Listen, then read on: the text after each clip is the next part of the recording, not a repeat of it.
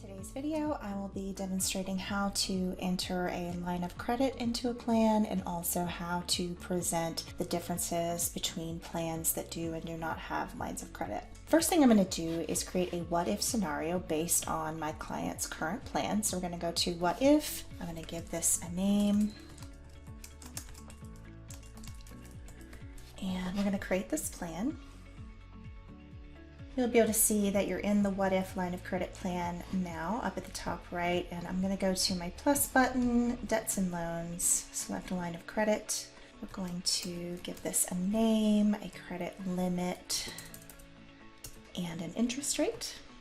And then I'm going to go to the withdrawal limit and change this to as needed. Clicking done.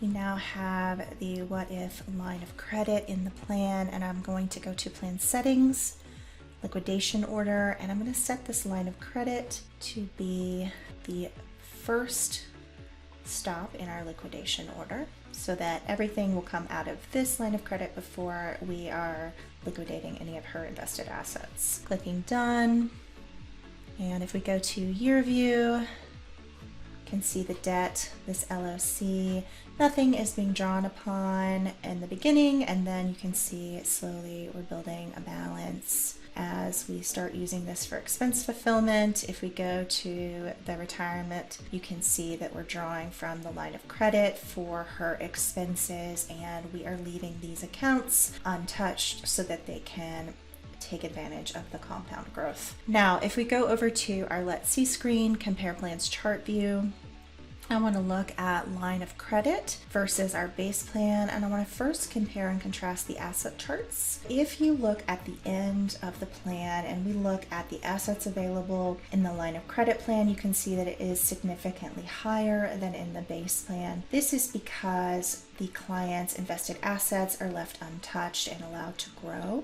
Now, if we go over to our net worth chart, we can also see that at the end of the plan, there are more assets left over even after the line of credit debt is paid. And this is just because these invested assets have had so much more time to grow without any interruption. And if you go over to your legacy screen, you can also compare and contrast what their estate passing to their heir would look like. So you can see in this example with a line of credit that the estate tax on this plan is slightly higher, but the total wealth transfer after tax is significantly more in the line of credit plan than it is in the base plan where we had no line of credit. I hope that that is helpful. If you have any questions, feel free to reach out to us by clicking the name of your client in the top right, request support, enter your question into the text box, and share client access. Thanks for listening.